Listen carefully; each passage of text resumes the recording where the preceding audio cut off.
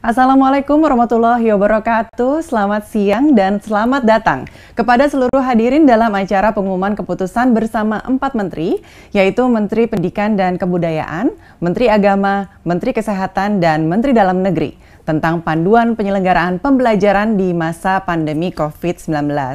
Telah hadir bersama kita pada pagi hari ini yang kami hormati Menteri Koordinator Bidang Pembangunan Manusia dan Kebudayaan Bapak Muhadjir Effendi, Menteri Pendidikan dan Kebudayaan Bapak Nadiem Anwar Makarim, Menteri Agama Bapak Yakut Kholil Qomas, Menteri Kesehatan Bapak Budi Gunadi Sadikin, Menteri Dalam Negeri Bapak Muhammad Tito Karnavian, Dirjen PAUD Dikdasmen Bapak Jumeri, dan akan bergabung bersama kita nanti juru bicara Satgas Penanganan COVID-19 Bapak Wiku Adi Sasmito. Selamat pagi Bapak-Bapak semua.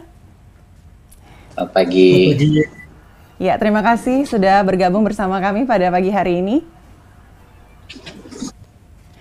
Selamat pagi juga saya ucapkan kepada para pemerintah daerah provinsi, kabupaten, dan kota, Kepala Dinas Pendidikan dan Kepala Dinas Kesehatan Provinsi, Kabupaten, dan Kota, para pejabat kementerian, rekan-rekan media, para tamu undangan, dan juga hadirin sekalian. Semoga kita semua selalu berada dalam lindungan Tuhan Yang Maha Esa. Senang sekali saya Astri Megatari dapat hadir di tengah Bapak Ibu semua pada pagi hari ini. Ya, Bapak dan Ibu sekalian, seperti yang kita ketahui bersama, pandemi COVID berpengaruh yang sangat besar terhadap pelaksanaan pendidikan, terutama dengan harus ditutupnya sekolah guna mencegah penyebaran virus di kalangan pelajar, pendidik, dan tenaga kependidikan. Maka dari itu acara pada pagi hari ini bertujuan untuk menyampaikan informasi tentang kesepakatan bersama 4 menteri dan menyamakan persepsi serta meningkatkan pemahaman antara pejabat pemerintah daerah, peserta didik, pendidik, tenaga kependidikan, dan orang tua atau wali siswa terkait panduan penyelenggaraan pembelajaran di masa pandemi COVID-19. Sehingga ini nantinya kita bersama-sama bisa mempersiapkan penyelenggaraan pembelajaran dan juga berperan aktif dalam percepatan penyelenggaraan pembelajaran tatap muka terbatas dengan aman. Baik, sebelum memasuki acara pada siang hari ini, mari bersama-sama kita saksikan tayangan yang berikut ini.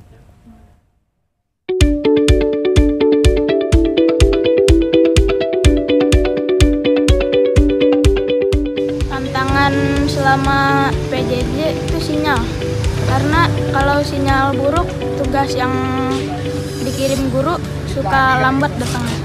Kalau lagi nge-zoom, suaranya pada patah. E-learningnya suka error, sinyalnya suka hilang-hilang. Kerja kelompok sulit untuk diskusi, serta kuota yang minim. Tantangan selama PJJ itu kita susah mengatur waktu antara pekerjaan rumah sama mendampingi anak-anak untuk mengerjakan tugas di rumah. Belajarnya nggak efektif. Kalaupun nanya sama orang tua, ada orang tua yang tahu kan, ada juga kan yang nggak ngerti soal materi pelajaran itu. Masalah biaya, karena menggunakan PJJ dengan daring atau dengan aplikasi lain, maka memerlukan biaya, diantaranya harus menyediakan handphone atau laptop. Bisa juga tidak semua orang tua memiliki. Banyak siswa yang belum memiliki kemampuan dalam penggunaan teknologi secara maksimal. Saya melihat kondisi psikologi dari peserta didik, di mana dengan perubahan lingkungan belajar tentu akan berdampak terhadap psikologi peserta didik, khususnya peserta didik yang merasakan suasana yang tidak nyaman ketika mereka harus belajar dari rumah.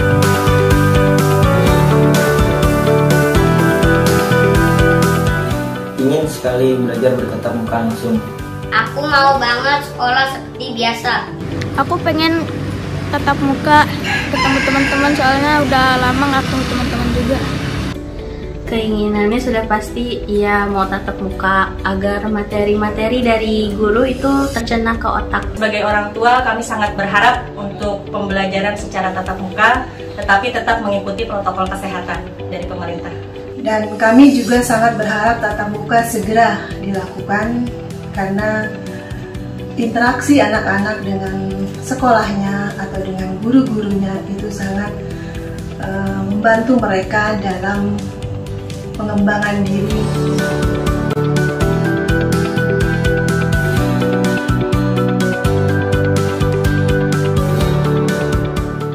pasti masker, hand sanitizer, bekal, dan bawa minum juga gitu. Aku akan nyiapin buku, pensil, tas, penghapus, dan aku memakai masker. Dan untuk pembelajaran tatap muka, kami sebagai orang tua akan menyiapkan satu alat-alat tulis anak kami, dan kedua tetap melakukan protokol kesehatan itu seperti masker dan sanitizer. Anak-anak akan kami antar jemput dalam melakukan tatap muka yang akan berlangsung, dan yang terakhir kami akan menyiapkan bekal makan mereka selama di sekolah. Yang pasti yang pertama itu protokol kesehatan.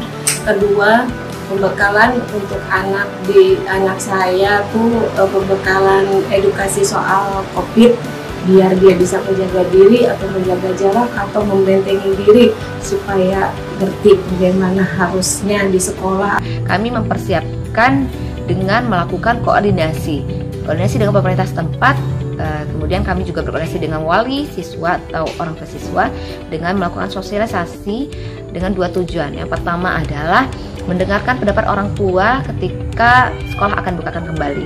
Kemudian yang kedua adalah memastikan orang tua untuk menyiapkan anak mereka dengan protokol kesehatan yang ketat ketika kembali ke sekolah. Ketersediaan sarana sanitasi dan kebersihan seperti toilet bersih, sarana cuci tangan dengan air mengalir, menggunakan sabur, serta cairan pembersih tangan atau hand sanitizer. Pada kegiatan tatap muka di sekolah, siswa kami terdiri dari 590 siswa. Jadi kami menggunakan hanya 6 rombel. Satu rombel itu terdiri dari 30 siswa, kurang lebih 30 siswa. Namun kami bagi menjadi 3 kelompok. Jadi satu kelompok itu terdiri dari kurang lebih 10 sampai 12 siswa dalam satu kelompoknya. Satu kelompok itu mempergunakan waktu selama 1 jam untuk pembelajaran. Jadi pembelajaran itu dilaksanakan dengan menggunakan penjelasan saja kepada siswa, penugasan tetap dilakukan di rumah.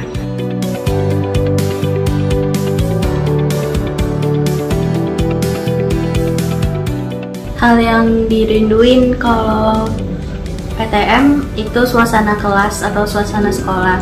Bersosialisasi secara langsung, bertemu teman. Aku rindu teman-teman, guru, dan juga belajar di kelas. Aku kangen banget kumpul-kumpul sama teman-teman, belajar bareng. Sudah 1 tahun kita menjalankan pembelajaran jarak jauh. Dan karena PJJ yang berkepanjangan ini, kita sudah merasakan banyak dampak negatifnya.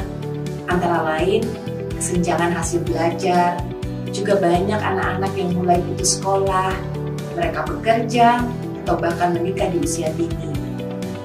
Ini antara lain mengakibatkan ketuntasan kurikulum tidak tercapai dan meningkatnya stres di kalangan murid dan orang tua murid. Stres juga merebak di kalangan tenaga didik yang kurang menguasai hal ehwal PJJ. Berdasarkan hal tersebut, maka rencana untuk membuka kembali PTM atau pembelajaran tatap muka patut didukung. Protokol kesehatan harus diterapkan dengan ketat. Untuk itu perlu diterapkan sistem rotasi masuk sekolah bagi murid. Menjadi penting untuk kita menghadirkan kembali proses belajar mengajar secara tatap muka. Mengapa? Karena kita menghindari learning loss. Nah, kondisi inilah yang harus kita hadapi dan harus kita rubah.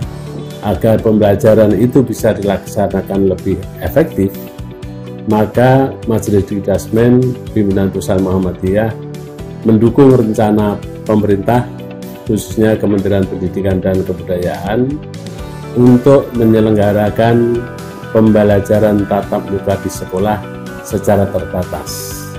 Harus diakui, tujuan pendidikan sulit tercapai. Kita khawatir sekali akan kehilangan satu generasi. Dengan demikian, tatap muka sebaiknya bisa kita jalankan. Tentu dengan catatan protokol kesehatan harus dikedepankan.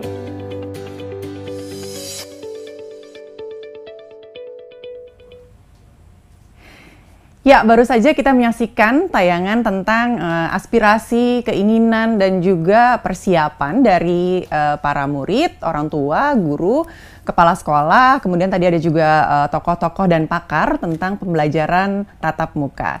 Proses pengambilan tayangan ini tentunya dilakukan dengan protokol kesehatan. Ya, baik Bapak dan Ibu sekalian, selanjutnya saya ingin mengundang, mohon berkenan kepada Menteri Koordinator Bidang Pembangunan Manusia dan Kebudayaan untuk memberikan sambutan kepada yang kami hormati Bapak Muhadjir Effendi. Waktu dan tempat kami persilakan. Assalamualaikum warahmatullahi wabarakatuh. Salam sejahtera untuk kita semua. Om Swastiastu, Namo Buddhaya, salam kebajikan. Yang saya hormati Menteri Pendidikan dan Kebudayaan, Bapak Nadiem Anwar Makarim, Menteri Dalam Negeri, Bapak Tito Karnavian, Menteri Agama, Bapak Yakut Khalil Qaumas, Menteri Kesehatan, Bapak Gunadi Gunawan Sadikin, Budi Gunadi Sadikin, Kepala BNPB, Direktur Jenderal Pendidikan Anak Usia Dini, Pendidikan Dasar dan Pendidikan Menengah, Kementerian Pendidikan dan Kebudayaan, para pejabat kementerian dan lembaga terkait, kepala daerah seluruh provinsi, kota dan kabupaten, kepala dinas wilayah provinsi, pendidikan, provinsi maupun kabupaten kota, serta kepala kantor Kementerian Agama seluruh Indonesia, para tamu dan undangan hadirin sekalian yang berbahagia. Pandemi COVID-19 telah menyebabkan anak-anak kita harus belajar di rumah demi keselamatan dan kesehatan mereka, serta untuk memutus mata rantai penularan dan penyebaran virus corona atau COVID-19. Evaluasi kebijakan penyelenggaraan pembelajaran terus dilakukan, baik oleh Kementerian Pendidikan dan Kebudayaan maupun Kementerian Agama, untuk memastikan bahwa anak-anak usia sekolah tetap terpenuhi haknya untuk mendapatkan layanan pendidikan. Dalam hal ini, kita harus mengakui bahwa efektivitas pembelajaran jarak jauh yang selama ini dilaksanakan tidak dapat disamakan dengan pembelajaran tatap muka. Bapak Ibu sekalian yang saya hormati, program vaksinasi COVID-19 yang dimulai dilaksanakan pada awal tahun 2021 ini memberikan harapan baru bagi kita semua untuk dapat segera menyongsong era kebiasaan baru dengan melakukan aktivitas seperti semula dengan tetap menerapkan disiplin protokol kesehatan. Pendidikan dan tenaga kependidikan merupakan salah satu sarana, saya ulangi, pendidikan dan tenaga kependidikan merupakan salah satu sasaran yang diprioritaskan untuk mendapatkan vaksinasi COVID-19 dalam rangka mendukung akselerasi pembelajaran tatap muka secara terbatas. Vaksinasi terhadap pendidik dan tenaga kependidikan ditargetkan dapat selesai paling lambat bulan Juni 2021. Ini sesuai dengan komitmen dari Pak Menkes yang sekarang hadir. Sehingga pada tahun ajaran baru di bulan Juli 2021, diharapkan seluruh satuan pendidikan dapat menyediakan layanan pembelajaran tatap muka secara terbatas. Bapak Ibu sekalian, kesuksesan implementasi keputusan bersama 4 menteri ini sangat tergantung pada komitmen kita untuk terus bersinergi dan menjalin koordinasi yang harmonis, baik di tingkat pusat maupun di tingkat daerah. Saya sangat mengharapkan dukungan dari pemerintah daerah untuk pelaksanaan keputusan 4 menteri ini dengan turut memberikan sosialisasi kepada satuan pendidikan yang ada di wilayahnya masing-masing. Saya mengapresiasi rencana pembelajaran tatap muka terbatas yang telah dirancang dengan baik oleh Kementerian Pendidikan dan Kebudayaan maupun bersama-sama Kementerian Agama yang bertanggung jawab dalam pembelajaran sekolah dan pembelajaran madrasah dan pesantren. Mudah-mudahan dengan SKB 4 menteri ini semuanya akan berjalan seperti yang kita harapkan. Terima kasih. Assalamualaikum warahmatullahi wabarakatuh. Pada Bapak Menko untuk sambutannya. Ya, selanjutnya saya akan mengundang Menteri Pendidikan dan Kebudayaan Republik Indonesia untuk memberikan paparan. Kepada yang kami hormati, Bapak Nadiem Anwar Makarim. Waktu dan tempat kami persilahkan. Assalamualaikum warahmatullahi wabarakatuh. Salam sejahtera bagi kita semua. Om Swastiastu, Namo Buddhaya, salam kebajikan, Rahayu. Yang terhormat Menteri Koordinator Bidang Pembangunan Manusia dan Kebudayaan, Bapak Muhadjir Effendi. Yang saya hormati Kepala Badan Nasional Penanggulangan Bencana, Bapak Doni Monardo. Yang diwakilkan oleh juru bicara Satgas, Bapak Wiku Adhisa Smito. Yang saya hormati Menteri Agama, Bapak Yakut Khalil Qomas. Yang saya hormati Menteri Kesehatan, Bapak Budi Gunadi Sadikin. Yang saya hormati Menteri Dalam Negeri, Bapak Tito Karnavian. Yang saya hormati Direktorat Jenderal PAUD Pendidikan Dasar dan Pendidikan Menengah, Bapak Jumeri. Yang saya hormati Ibu dan Bapak Gubernur, Bupati dan Wali Kota. Yang saya hormati Ibu dan Bapak Kepala Dinas Pendidikan dan Dinas Kesehatan, serta para hadirin yang berbahagia. Hari ini merupakan suatu hari yang sangat penting karena kita segera memasuki babak baru. Setelah kita 1 tahun telah berjuang bersama melewati masa yang sangat sulit karena pandemi ini. Sebelum menyampaikan paparan, saya pertama ingin mengucapkan dulu terima kasih sebesar-besarnya kepada Ibu dan Bapak Guru, serta adik-adik pelajar dan mahasiswa yang tetap bersemangat untuk mengajar dan belajar di tengah begitu banyak tantangan. Salah satu tantangan terbesar adalah murid tidak bisa ke sekolah untuk berinteraksi dengan teman dan guru-guru mereka. Selain itu, pembelajaran tatap muka pada kenyataannya memang sulit untuk digantikan dengan pembelajaran jarak jauh. Oleh karena itu, perkenankan kami pada hari ini mengumumkan keputusan bersama 4 menteri tentang panduan penyelenggaraan pembelajaran di masa pandemi COVID-19. Izinkan saya ada sedikit paparan di sini. Ya. Ada 2 bagian dari paparan saya. Yang pertama adalah vaksinasi dan kedua adalah mengenai kebijakan pembelajaran setelah melakukan vaksinasi. Berikut. Alhamdulillah, seperti yang dibilang Pak Presiden, vaksinasi pendidik dan tenaga pendidikan menjadi salah satu prioritas negara dalam upaya akselerasi pembelajaran tatap muka. Ini yang sedang berjalan dan kami ingin mendorong Pemda untuk memastikan bahwa guru itu menjadi prioritas utama dalam pejabat publik dan sasaran vaksinasi ini untuk pendidik dan tenaga pendidikan. Jadi semua orang dewasa yang ada di dalam lingkungan sekolah kita. Vaksinasi ini diberikan untuk seluruh jenjang, baik pendidikan negeri maupun swasta, baik formal maupun non-formal, termasuk juga pendidikan keagamaan. Jadi kami berkoordinasi dengan Kementerian Agama juga. Dan prioritasi vaksinasi ini dilakukan berdasarkan tingkat kesulitan melakukan PJJ atau pembelajaran jarak jauh. Makanya saat vaksinnya sudah tiba, kami selalu memprioritaskan yang paling mudah dulu. PAUD, SD, SLB, dan sederajat, dan yang juga paling sulit melakukan tatap muka. Baru tahap 2 yaitu SMP, SMK, dan akhirnya tahap 3 yaitu pendidikan tinggi. Kenapa kita melakukan prioritasi ini adalah yang paling mudah itu yang paling sulit melakukan PJJ. Mereka yang paling juga punya potensi ketinggalan yang paling besar karena semakin mudah, semakin formatif pengalaman pendidikan mereka. Jadinya itu yang kita prioritaskan dulu. Berikut. Rencana vaksinasi seperti yang disebut Pak Presiden adalah ditargetkan vaksinasi untuk pendidik dan tenaga pendidikan selesai, diharapkan selesai di akhir bulan Juni 2021. Ya, kita mentargetkan untuk vaksinasi dosis yang pertama untuk tingkat jenjang yang lebih muda, PAUD, SD, SLB, itu paling lambat dilaksanakan pada akhir minggu kedua Mei 2021. Itu dosis pertamanya mereka. Dan untuk SMP paling lambat dilakukan akhir minggu keempat Mei 2021 juga, ya. Dan untuk pendidikan tinggi paling telat minggu kedua Juni 2021. Ini adalah target kami. Ini target yang tidak mudah dicapai, tapi kami sebagai pemerintah pusat ingin mentarget suatu target yang aspirasional agar kami bisa memastikan bahwa di bulan Juli hampir semua sekolah kita akan sudah bisa melakukan tatap muka secara terbatas. Tentunya vaksinasi yang dosis keduanya itu tergantung juga vaksinnya yang diambil yang mana. Seperti ada beberapa vaksin punya beda-beda kapan rentan waktunya atau jangka waktunya dari dosis pertama dan kedua.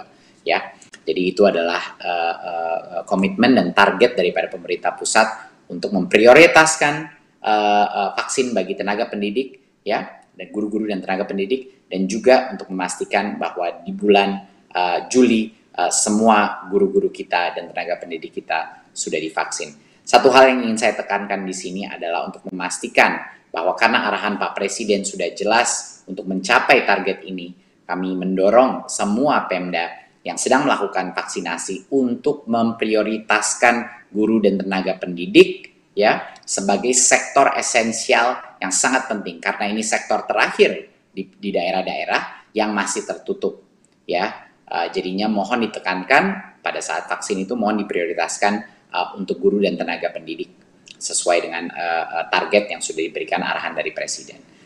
Berikut. Ya, sekarang kita masuk kepada kebijakan pembelajaran di masa ini, yaitu SKB, esensi daripada SKB 4 Menteri ini. Kalau kita melihat kembali untuk rekap sedikit mengenai sejarah daripada implementasi SKB 4 Menteri ini, ya, dari bulan Juli 2020 sebenarnya zona hijau dan zona kuning di berbagai macam daerah itu sudah boleh melakukan tatap muka, ya. Dan di bulan Januari bulan ini semua daerah sudah boleh menerapkan tatap muka. Ini adalah kebijakan. Jadi banyak sekali yang selalu menanyakan kepada saya, baik netizen maupun lain, kapan sekolah buka? Sebenarnya pertanyaan itu harus ditujui kepada setiap Pemda masing-masing. Karena dari bulan Januari tahun ini, ya, dari awal tahun ini, sebenarnya semua daerah sudah boleh melaksanakan tatap muka terbatas dengan protokol kesehatan. Ya. Jadi ini suatu hal yang mohon dimengerti juga masyarakat bahwa selama tahun ini sudah sebenarnya boleh dilakukan tatap muka. Berikut. Tapi kenyataannya realita di lapangan adalah hanya sekitar 22% daripada sekolah kita yang melakukan pembelajaran tatap muka. Ya, hanya 22% dari total sekolah kita. Bahkan di zona hijau dan kuning pun yang paling besar itu zona hijau dengan 41%. Jadinya kami sekali lagi ingin menghimbau, apalagi buat daerah-daerah di mana anak-anak sangat sulit dapat sinyal, sangat sulit melakukan PJJ, sangat sulit atau mungkin tidak punya gawai. Ini adalah tanggung jawab setiap Pemda untuk memastikan bahwa tatap muka terjadi untuk anak-anak yang paling sulit melaksanakan PJJ. Tapi karena perkembangan tatap muka ini masih lumayan pelan, jadi ini kami di pemerintah pusat merasa harus kami dorong lebih jauh lagi. Dan alhamdulillah dengan adanya vaksinasi ada kesempatan untuk mengakselerasi ini. Berikut. Kita sekarang ketinggalan dari negara-negara lain. Sudah 85% daripada negara di Asia Timur dan Pasifik sudah melakukan pembelajaran tatap muka. Dan berbagai macam pihak, pakar-pakar dunia seperti Bank Dunia, WHO, dan UNICEF, semuanya sepakat bahwa penutupan sekolah ini bisa menghilangkan pendapatan hidup satu generasi. Loss of learning ini real dan memang resiko yang bisa dampaknya permanen. Indonesia sudah 1 tahun hampir mayoritas daripada sekolahnya tidak melaksanakan tatap muka. Jadi ini sudah relatif terlalu lama dan penutupan sekolah ini bisa bukan cuma dampak kepada pembelajaran, tapi dampak yang negatif terhadap kesehatan, perkembangan, dan kesehatan mental anak-anak kita. Dan juga jangan lupa untuk orang tuanya juga yang sangat sulit mendapatkan kesempatan ekonomi bekerja di luar karena mereka juga harus mengurus anaknya di rumah. Jadi dampaknya banyak sekali dampak negatif yang ada. Berikut.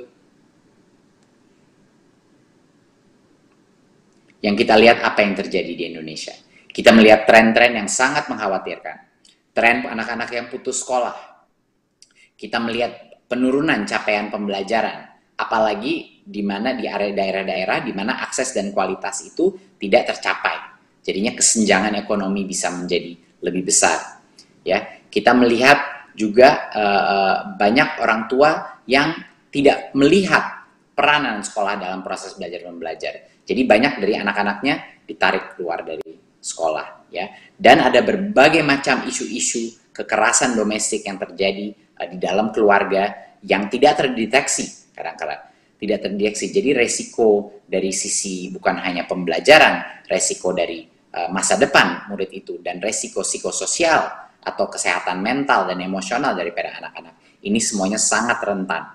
Jadi kita harus mengambil tindakan yang tegas untuk menghindari agar ini tidak menjadi suatu dampak yang permanen dan satu generasi menjadi terbelakang atau tertahan perkembangannya dan kesehatan mentalnya.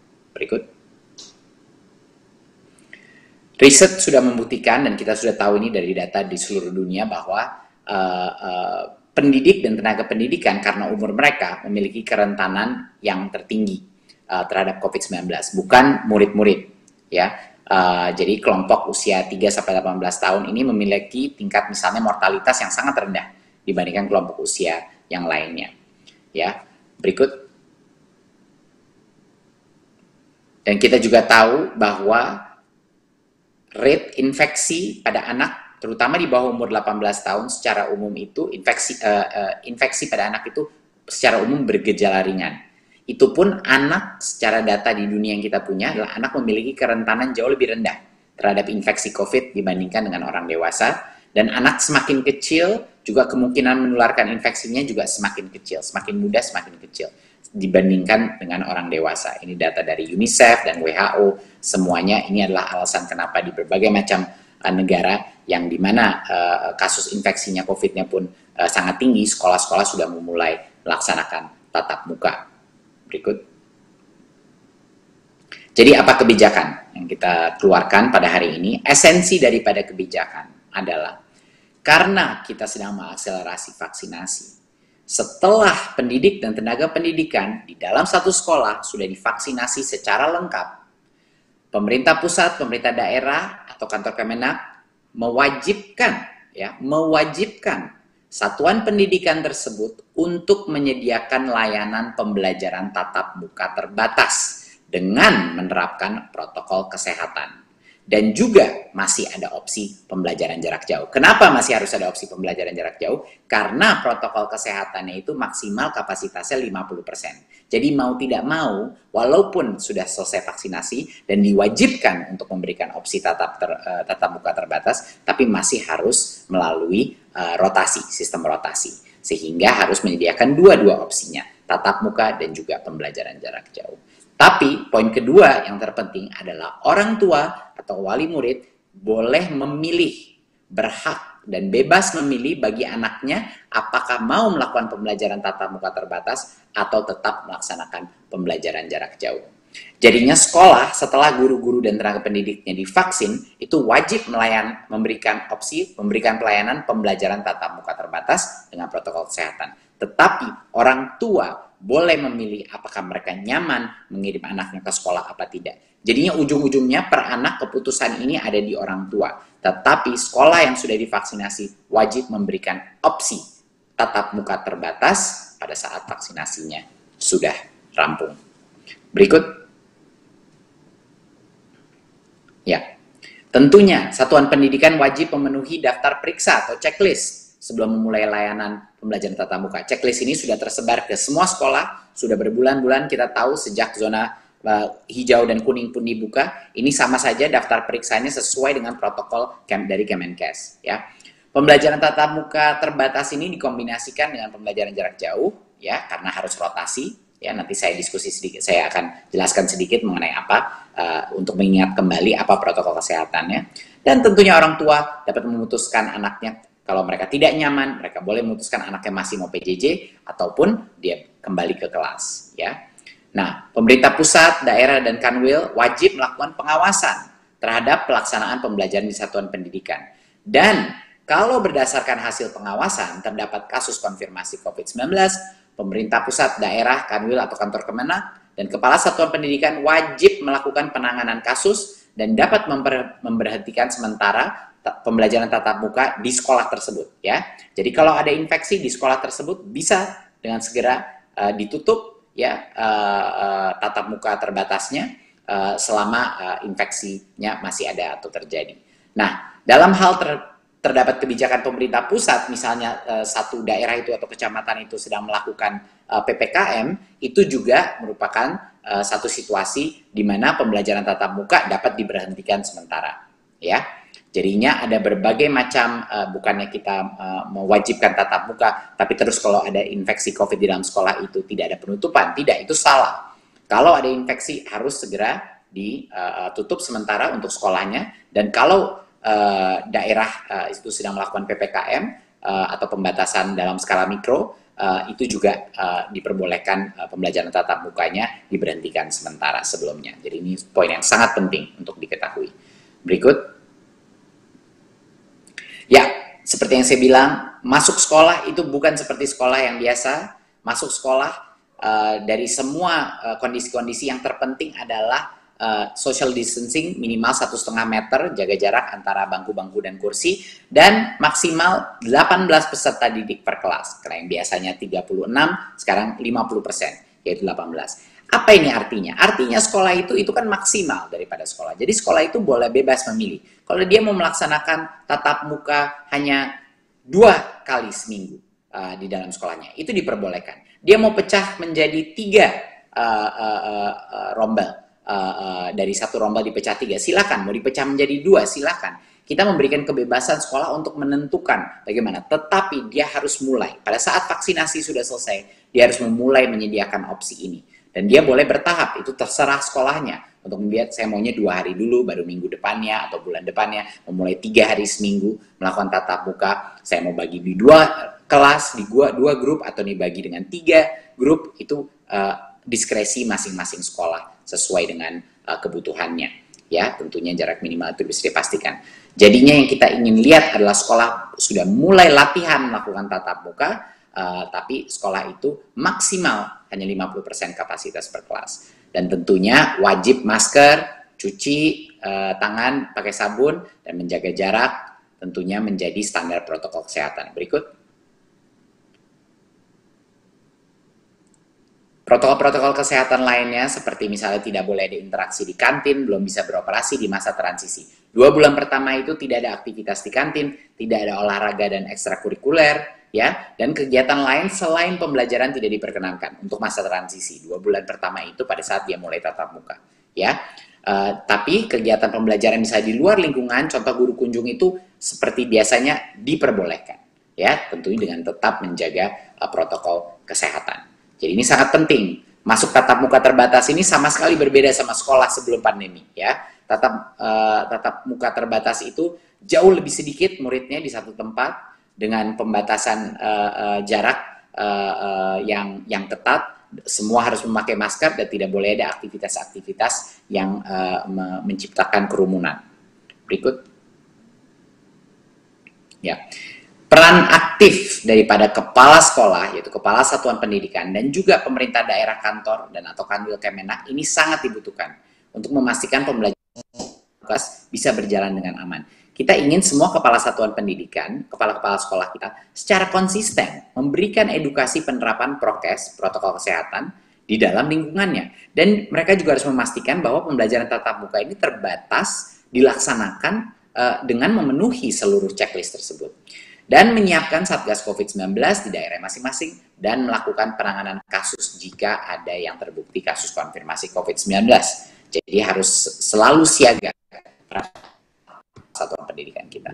Dan tentunya pemerintah daerah, kantor, dan atau Kanwil Kemenak untuk melalui Dinas Pendidikan dan Kesehatan memastikan pemenuhan checklist tadi. Protokol kesehatan itu benar-benar dipatuhi.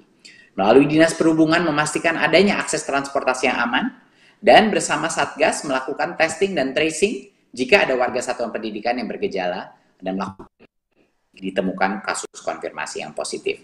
Dan tentunya melakukan penanganan kasus dan menutup sementara pembelajaran tatap muka di sekolah tersebut kalau ada konfirmasi COVID-19.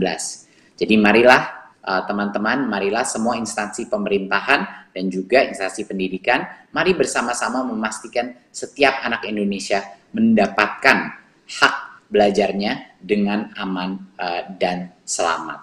Ini adalah suatu harapan yang sudah disuarakan oleh berbagai macam masyarakat, baik dari murid, orang tua, dan juga guru-guru dan kepala sekolah di berbagai macam daerah, termasuk pun mahasiswa.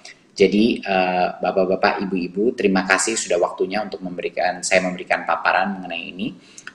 Kita harus mengejar ketertinggalan kita harus mengembalikan anak kepada sekolah dengan protokol kesehatan yang seaman mungkin, karena banyak dari anak-anak kita yang kurang mampu melaksanakan PJJ akan semakin ketertinggalan, dan dampak-dampak sosial dan emosionalnya bukan hanya terhadap anak-anak tapi terhadap orang tua dan guru-guru juga sangat signifikan. Jadi marilah kita berlatih untuk kembali kepada sekolah tatap muka dan di saat yang bersama menjaga protokol kesehatan dan disiplin.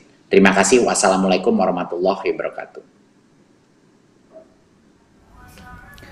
Waalaikumsalam warahmatullahi wabarakatuh. Terima kasih kepada Menteri Pendidikan dan Kebudayaan yang sudah memberikan paparan mengenai penyelenggaraan pembelajaran tatap muka terbatas. Dan tadi memang Pak Menteri sudah menjelaskan secara detail tentang ketentuan-ketentuan penyelenggaraan pembelajaran tatap muka terbatas ini karena berbeda sekali dengan masa sebelum pandemi. Tadi ada penerapan protokol kesehatan, kemudian juga jumlah muridnya terbatas, lalu juga kita harus jaga jarak, kursinya juga harus distancing ya, dan tidak ada aktivitas yang menimbulkan kerumunan. Baik, dan selanjutnya untuk kita mengetahui lebih lanjut tentang penyelenggaraan pembelajaran tatap muka terbatas, saya ingin mengundang Dirjen PAUD Dikdasmen untuk memberikan paparan tentang berbagi praktik baik pembelajaran tatap muka. Kepada yang kami hormati, Bapak Jumeri, kami persilahkan. Terima kasih Mbak Astri. Assalamualaikum warahmatullahi wabarakatuh. Yang saya hormati Pak Menko PMK, Bapak Mendikbud, Bapak Mendagri, Bapak Menteri Agama, Bapak Menteri Kesehatan, Bapak Ketua Gugus Tugas, Bapak Ibu Gubernur, Wali Kota, Bupati, Kepala Dinas, dan hadirin yang berbahagia.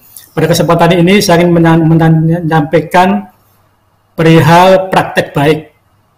Apa yang bisa dilakukan sekolah agar sekolah bisa dibuka dan tetap aman. Tadi Pak Menteri sudah menjelaskan bahwa kebijakan mewajibkan satuan pendidikan membuka tatap muka berlaku setelah semua gurunya, tenaga kependidikannya diberi vaksinasi tanpa menunggu tahun ajaran baru 2021-2022. Beberapa contoh praktek baik yang bisa disampaikan, mungkin bisa ditayangkan oleh tim. Ada banyak praktek baik yang sudah kita lihat di berbagai tempat, di antaranya SD Negeri 3 Pontianak Selatan, Kalimantan Barat. Sekolah ini telah memberlakukan pembelajaran tatap muka dan sudah punya praktek yang baik yang bisa kita tiru dari sekolah-sekolah yang lain. Apa persiapan yang dilakukan sekolah sebelum memulai tatap muka?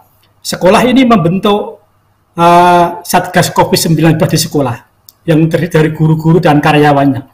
Kemudian sekolah ini juga mempersiapkan SOP atau prosedur PTM terbatas yang berlaku untuk sekolah itu. Kemudian melakukan pemenuhan daftar periksa, menyediakan fasilitas cuci tangan memakai sabun, kerjasama dengan puskesmas, menyiapkan masker, kemudian mengatur jarak antar siswa di mejanya di kelasnya, kemudian menyingkirkan meja yang tidak terpakai supaya tidak dipakai anak untuk berkerumun. Kemudian membuat selebaran-selebaran himbauan kepada warga sekolah untuk menjaga kesehatan. Kemudian memberitahukan rencana pembelajaran tatap muka kepada RT, kelurahan, dan kepada orang tua. Kemudian melaporkan perkembangan kesiapan uji coba tatap muka kepada pemerintah setempat. Kemudian bagaimana sekolah memastikan, sekolah SD ini memastikan agar PTM terbatas berlangsung secara aman. Kepala sekolah menghimbau guru-gurunya untuk melakukan rapid test secara berkala. Kemudian mendata dan memastikan guru-guru, tenaga kependidikan, dan murid yang sakit tidak perlu masuk ke sekolah. Yang tidak enak badan tetap di rumah. Kemudian selalu menerapkan protokol kesehatan, menggunakan masker, mencuci tangan, menjaga jarak, dan menghindari kerumunan. Kemudian juga memastikan tidak ada yang masuk ke lingkungan sekolah tanpa izin. Jadi pintu gerbang sekolahnya dijaga, semua pihak yang masuk sekolah itu harus dengan pemeriksaan suhu, kemudian dicek kesehatannya dan sebagainya. Kemudian mengecek suhu setiap warga sekolah ketika datang dan pulang dari sekolah. Kemudian juga menghimbau guru dan tenaga pendidikan untuk terus mengikuti vaksinasi sesuai dengan ketentuan pemerintah. Lanjut. Kemudian seperti apa pembagian rombongan belajar yang dilakukan di SD 3 Pontianak Selatan? Sekolah ini melakukan anjuran pemerintah, yaitu menerapkan kapasitas 50% maksimal dalam satu rombongan belajar yang bisa masuk sekolah. Masing-masing kelompok belajar melakukan PTM sebanyak 2 kali dalam 1 minggu atau 2 hari dalam 1 minggu. Siswa nomor urut absen 1-16 masuk hari Senin sampai Rabu dan Rabu. Kemudian siswa nomor 17-32 masuk hari Selasa dan Kamis. Jadi sekolah ini hanya menerapkan 2 hari pembelajaran tatap muka. Berapa jam PTM terbatas dilakukan di sekolah ini? 1 kali pertemuan PTM terbatas ternyata hanya berlangsung 3 jam. Jam 7 sampai jam 10. Karena setiap kelompok belajar melakukan 2 kali pertemuan dalam 1 minggu, maka setiap siswa melakukan PTM di sekolah 6 jam seminggu.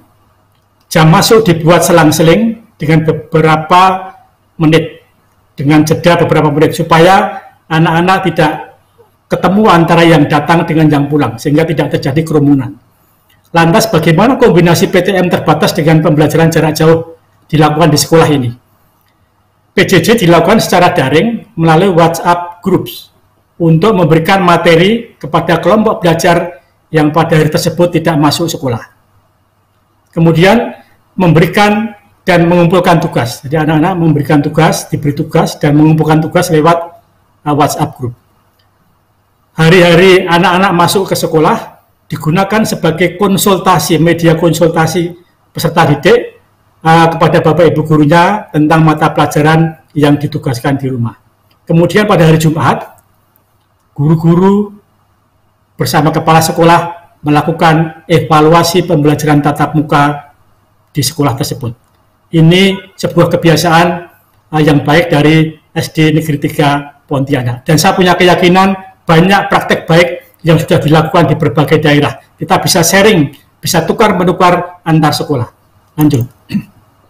Kemudian, ini contoh praktek baik dari SMA Negeri 9 Bengkulu Selatan, Provinsi Bengkulu. Apa persiapan yang dilakukan sekolah sebelum PTM terbatas? Sekolah ini mempersiapkan kurikulum yang digunakan dalam kondisi khusus. Nah, kurikulum ini bebannya tidak seberat keadaan normal. Dilakukan modifikasi, hanya materi-materi yang esensial yang diberikan untuk putra-putrinya.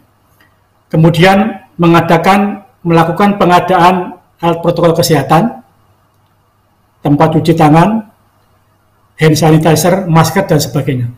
Dana BOS yang disalurkan dari pemerintah pusat untuk satuan-satuan pendidikan bisa dimanfaatkan untuk membeli sarana kesehatan bagi sekolah itu. Dan apalagi sekarang BOS kita sudah dengan indeks majemuk. Untuk daerah-daerah yang tersulit sudah diberi indeks yang lebih tinggi dibandingkan daerah-daerah perkotaan. Kemudian juga di sekolah ini mempersiapkan ruang belajar sesuai dengan petunjuk pada SKB 4 Menteri, yaitu maksimal 50% dari jumlah anggota kelas yang bisa masuk dalam satu angkatan.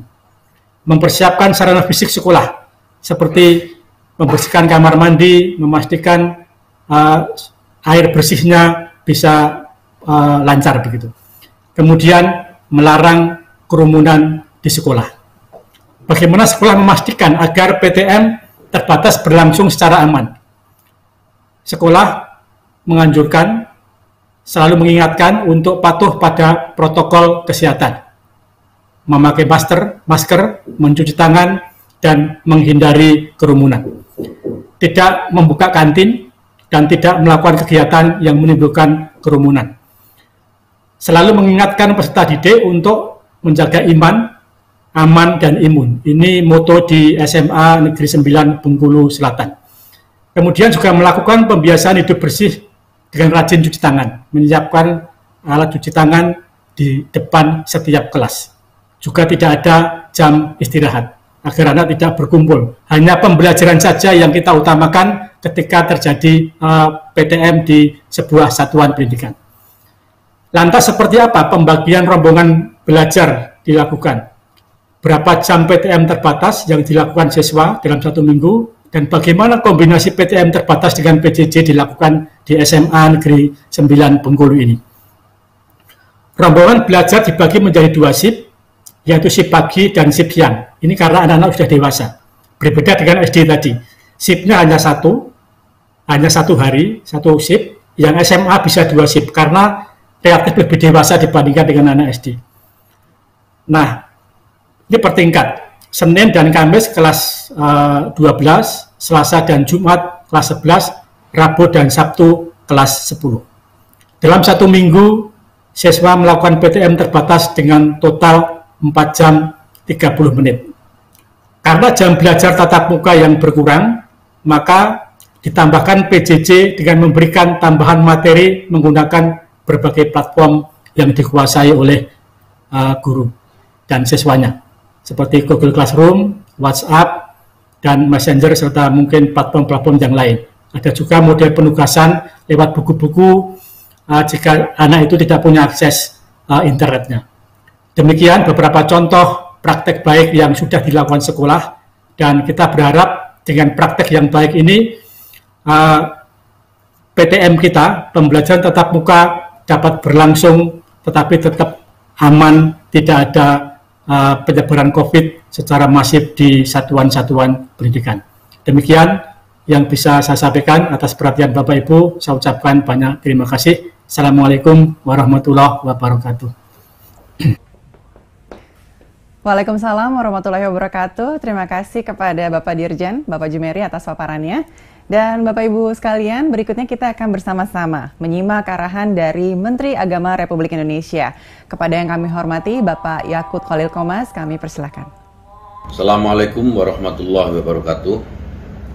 Yang terhormat Menteri Koordinator Bidang Pembangunan Manusia dan Kebudayaan, yang terhormat Menteri Pendidikan dan Kebudayaan, yang terhormat Menteri Kesehatan, yang terhormat Menteri Dalam Negeri, dan yang terhormat Kepala Badan Nasional Penanggulangan Bencana, serta para guru dan dosen yang saya muliakan, anak-anakku, siswa dan mahasiswa yang saya sayangi dan cintai, serta saudara-saudara sekalian, hadirin yang berbahagia. Pandemi COVID-19 saat ini membawa dampak serius dalam berbagai sektor, termasuk sektor pendidikan. Sebagaimana kita tahu, sejak Maret 2020, satuan pendidikan ditutup, lebih dari 10 juta siswa dan mahasiswa di bawah binaan Kementerian Agama terpaksa harus melaksanakan belajar dari rumah. Tentu dengan segala keterbatasan yang ada. Mereka merasakan betapa beratnya mengikuti aktivitas belajar di tengah mewabahnya COVID-19, sebagaimana yang dirasakan oleh siswa pada umumnya di seluruh Indonesia. Saya merasakan kesedihan dan ketidaknyamanan semua pihak, mulai siswa, mahasiswa, guru, dosen, orang tua, dan masyarakat secara umum, atas model dan praktek belajar jarak jauh, terutama bagi sebagian besar satuan pendidikan, termasuk siswa dan guru yang belum mempunyai kapasitas yang memadai untuk menghadapi situasi pembelajaran yang mungkin belum pernah mereka alami sebelumnya. Namun demikian, dalam kondisi pandemi COVID-19 selama ini, saya wajib mengapresiasi dan berterima kasih kepada semua pihak, terutama warga satuan pendidikan di bawah binaan Kementerian Agama. Alhamdulillah, seluruh warga satuan pendidikan di bawah binaan Kementerian Agama sejak Maret 2020 sampai hari ini telah berhasil menjalankan proses pembelajaran dari rumah dengan berbagai inovasi dan kreasinya yang mengubah keterbatasan menjadi tantangan dengan tetap menjaga kegairahan untuk terus belajar. Pada masa pandemi ini, tidak sedikit siswa dan mahasiswa menjadikan situasi pandemi sebagai momen terbaik untuk mengukir prestasi di berbagai ajang kompetisi dan kompetensi, baik di dalam maupun luar negeri. Saya menyampaikan terima kasih kepada semua pihak, termasuk berbagai lembaga dan kementerian, serta organisasi masyarakat, sukarelawan, dan para pengusaha yang selama ini mendukung aktivitas Kementerian Agama dalam menyediakan layanan e-learning madrasah, penyediaan quote dan layanan belajar online, serta berbagai ikhtiar lainnya sehingga pembelajaran pada satuan pendidikan di bawah binaan Kementerian Agama tetap dapat berjalan dengan baik walaupun di masa pandemi, serta relatif mampu memenuhi kebutuhan pembelajaran siswa dan mahasiswa selama masa pandemi ini. Saya merasakan betul kesedihan dan kerinduan yang dalam yang dialami oleh para siswa, mahasiswa, guru, dosen untuk berharap bisa kembali ke madrasah, ke sekolah, dan kampus. Saya tidak dapat memungkiri adanya kebutuhan pembelajaran tatap muka, terutama pada peserta didik yang mengalami kendala dalam melaksanakan belajar dari rumah. Oleh karena itu, pada kesempatan ini saya menyambut baik pengumuman SKB 4 Menteri ini. Kementerian Agama setuju dan mendukung pengumuman ini sepenuhnya. Kita berdoa dan berharap semoga pandemi ini bisa segera berakhir dan siswa, mahasiswa mampu untuk melakukan adaptasi kebiasaan baru dalam pembelajaran sehingga anak-anak kita dapat kembali ke kelas. Mereka bisa bermain bersama di lapangan bersama dengan teman-temannya dalam suasana yang riang dan gembira, sehat dengan tetap terjaga dari penyebaran COVID-19. Akhirnya mari kita laksanakan kebijakan penyelenggaraan pembelajaran pasca vaksinasi guru, dosen dan tenaga kependidikan di masa pandemi COVID-19 ini dengan menempatkan aspek kesehatan, keselamatan, dan keamanan siswa sebagai aspek prioritas yang perlu diperhatikan dan dijunjung tinggi. Demikian beberapa yang bisa saya sampaikan. Semoga rumusan kebijakan yang kita hasilkan pada kesempatan ini bisa bermanfaat dan menjadi solusi bagi kebutuhan akan keberlangsungan hak belajar bagi anak-anak kita. Terima kasih. Assalamualaikum warahmatullahi wabarakatuh. Waalaikumsalam warahmatullahi wabarakatuh. Terima kasih kepada Menteri Agama Bapak Yakut Khalil Qomas untuk arahannya. Dan Bapak Ibu sekalian, berikutnya kita akan bersama-sama mendengarkan arahan dari Menteri Kesehatan Republik Indonesia. Kepada yang kami hormati Bapak Budi Gunadi Sadikin, kami persilakan.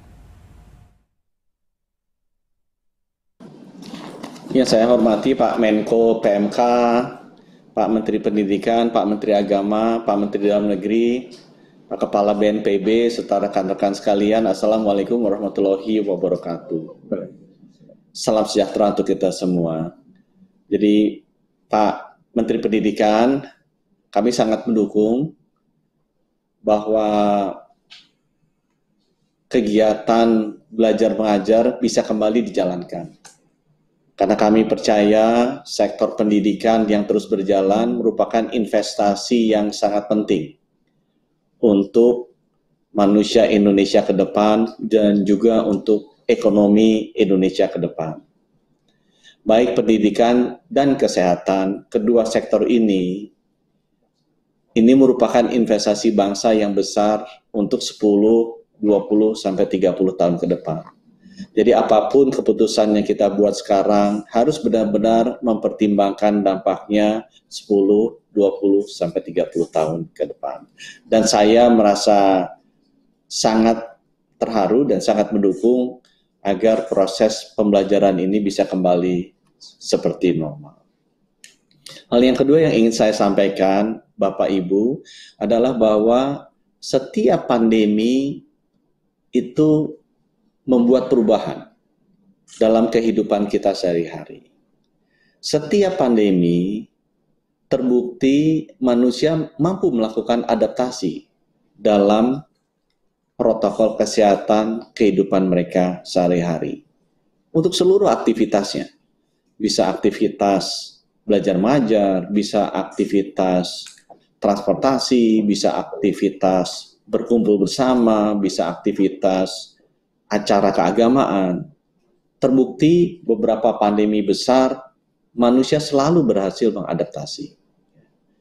Kalau kita ingat salah satu pandemi terbesar di dunia terjadi di Eropa di abad 13-an, terkenal dengan nama wabah hitam atau the Black Death. Manusia bisa beradaptasi. Ratusan juta manusia mati pada saat itu. Itu disebabkan oleh adanya kutu yang ada di virus yang bisa loncat kemudian bisa menulari manusia. Manusia tahu gimana caranya hidup lebih bersih, bagaimana bisa mengurangi populasi tikus, bisa bagaimana mencegah penularannya, beradaptasi manusia dengan cara hidup yang jauh lebih sehat, ya, yang lebih bersih. Kita mengalami pandemi kolera juga di tahun 1800-an di Asia. Sampai sekarang pun masih jalan, dan pandemi kolera ini mungkin membunuh juga sudah puluhan juta di seluruh dunia. Nah, pandemi ini juga disebabkan oleh virus dan juga sudah ada vaksinnya, dan manusia bisa beradaptasi dengan melakukan perubahan perilaku, menerapkan standar protokol kesehatan yang baru, terutama terkaitan dengan sanitasi dan hygiene, ya, sehingga kita bisa tangani. Nah, Bapak Ibu, di topik kedua ini saya sampaikan adalah bahwa pandemi sudah terjadi dan sudah dialami umat manusia beberapa kali. Yang pertama, umat manusia bisa melakukan adaptasi dan terbukti selalu bisa survive untuk hidup melampaui masa pandemi. Apa yang dia harus lakukan adalah perubahan perilaku, melakukan standar protokol kesehatan, melakukan cara hidup yang baru, cara hidup yang lebih sehat. Karena kita tahu semua pandemi itu panjang berlaku. Jarang sekali, atau saya nggak pernah lihat ada pandemi yang selesai dalam waktu 1 tahun. Pandemi ini akan gradually berkurang menjadi epidemi, tapi tetap ada virusnya, tetap ada bakterinya.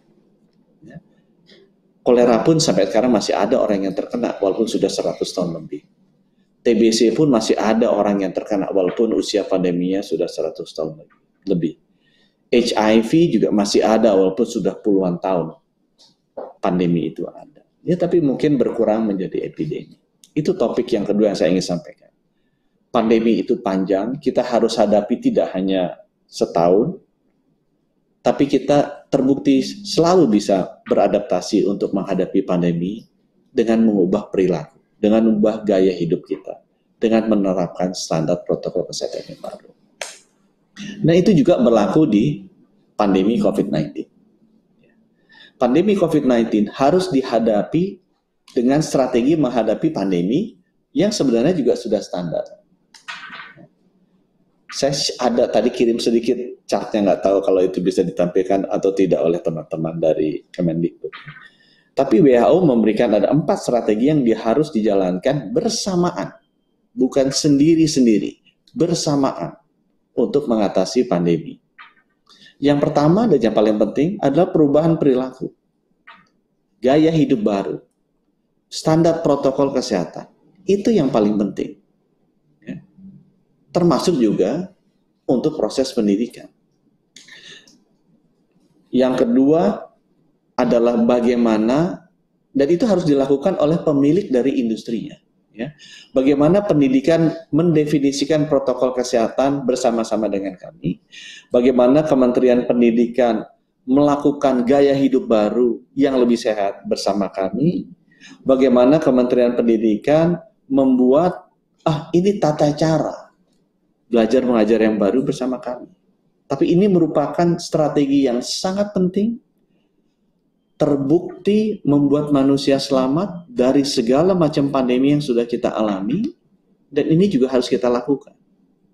Strategi yang kedua juga yang dilakukan oleh umat manusia dalam menghadapi pandemi adalah bagaimana kita bisa mendeteksi, karena pandemi terjadi karena penularannya tinggi. Ini tugasnya kami. Ya, testing, tracing, isolasi, bagaimana kita mendeteksi. Strategi ketiga yang juga untuk orang sehat, vaksinasi, dan strategi yang keempat, kalau orangnya ya keburu sakit, 3 strategi sebelumnya untuk orang sehat. Ya. Kalau dia kena, ya kita harus ada terapinya. Nah, Bapak Ibu sekalian, saya ingin tekankan, Keempat strategi ini harus dijalankan bersamaan. Tidak mungkin satu strategi saja selesai. Tidak mungkin. Misalnya, dengan vaksinasi selesai masalah COVID-19. Tidak, Bapak Ibu. Karena vaksinasi membuat kita lebih tahan, bukan membuat kita kebal menjadi Superman. Tetap kita bisa tertular, tetap bisa. Ya, mudah-mudahan karena antibodi kita lebih kuat, kita tidak usah masuk ke rumah sakit. Apakah kita bisa menularkan orang lain? Tetap bisa. Ya. Jadi penting untuk topik yang ketiga ini, Bapak Ibu, melihat bahwa Indonesia sudah, umat manusia selalu berhasil mengatasi pandemi. Pandemi itu harus dihadapinya dengan 4 strategi sekaligus, bukan satu. Dan sudah terbukti umat manusia bisa. Dan yang paling penting adalah perubahan perilaku, perubahan gaya hidup. Karena pandemi itu akan stay with us for many years. Jadi penting sekali Bapak Ibu, bagaimana caranya Kementerian Kesehatan bersama-sama dengan Kementerian Pendidikan dan Kementerian Agama membuat standar perilaku yang baru untuk belajar mengajar. Sehingga kita bisa memastikan dengan standar perilaku ini, dengan protokol kesehatan yang baru ini, proses belajar mengajar itu aman. Ya. Berikutnya Bapak Ibu, memang salah satu strategi menjadi primadona, yaitu vaksinasi. Walaupun dengan segala kerendahan hati saya bilang, itu satu dari 4 strategi. Ini bukan merupakan silver bullet yang akan menyelesaikan masalah COVID-19 ini. Bukan. Supaya ekspektasi kita dan pemahaman kita sama. Ini harus dilakukan bersama-sama dengan perubahan protokol kesehatan, dengan kesiapan infrastruktur untuk diagnostik yang baik, dan juga kesiapan kita kalau ada yang sakit. Vaksinasi ini dibagi berbasis risiko. Bukan berbasis agama, bukan berbasis besarnya bayar pajak, bukan berbasis suku, bukan berbasis sektor. Ini dibagi berbasis risiko. Orang yang berisiko paling tinggi, itu yang diberikan kesempatan pertama vaksinasi. Itu sebabnya kita berikan ke tenaga kesehatan. Ya, ada 1,5 juta, karena mereka adalah orang yang paling besar risikonya terpapar virus dan bisa wafat. Yang kedua adalah lansia dan petugas publik. Kenapa? Karena lansia itu kalau terpapar hampir 50% akan wafat. Berbeda dengan non-lansia yang datanya sekarang rata-rata adalah 2%. Atau di dunia mungkin sudah 1%. Ya, karena sebenarnya virus COVID-19 ini walaupun penularannya cepat, tapi fatality rate-nya relatif lebih rendah dibandingkan dengan HIV, even TBC, atau juga yang lain. Penularannya dia yang tinggi sekali. Nah, kalau ditulari, ya 2% di Indonesia sekarang yang wafat. Kalau lansia ditulari, hampir 50% wafat. Itu sebabnya risiko tinggi kita taruh di atas. Dan lansia juga harus divaksinasi dengan petugas publik. Petugas publik adalah definisinya orang yang memang pekerjaan sehari-hari harus bertemu dengan banyak orang. Termasuk guru di dalamnya. Ya, karena risiko terpapar mereka lebih besar. Nah, sesudah kita memahami filosofi dasar dari pembagian staging dari vaksinasi ini, dan kita memahami bahwa vaksinasi adalah salah satu dari beberapa hal yang kita harus lakukan dan penting kita lakukan untuk bisa mengatasi pandemi dan hidup normal, kita lihat petugas publik itu siapa. Ya, halaman berikutnya. Yang paling tinggi dari petugas publik adalah pendidik. Jadi di sini saya bisa melakukan konfirmasi dan penegasan bagi seluruh aparat pemerintah daerah bahwa bagi 17,6 juta petugas publik, pendidik itu yang paling tinggi prioritasnya dan paling banyak mendapatkan jatah. Dan baik lansia maupun petugas publik harus kita selesaikan sampai akhir Juni. Saya melihat banyak sebenarnya diberikan ke pegawai pemerintah dan BUMN. Ini saatnya kita kembali menaruh prioritas untuk petugas publik, kita berikan itu kepada para pendidik. Saya nanti akan minta tim saya untuk segera bekerja sama dengan Pak Men Pendidikan untuk membuat program-program. Ya. Karena kita melihat semua kementerian lembaga yang masuk kategori pegawai pemerintah itu gesit langsung membuat program di setiap masing-masing kementerian. Sehingga bulan Maret ini selesai semua ya. Ya mungkin wajar karena mereka yang mau disuntik dan mereka yang bikin. Nah kita harus benar-benar memperhatikan pendidik ini. Karena mereka menjadi prioritas, tapi program-program untuk penyuntikannya mereka harus kita bikin bersama-sama.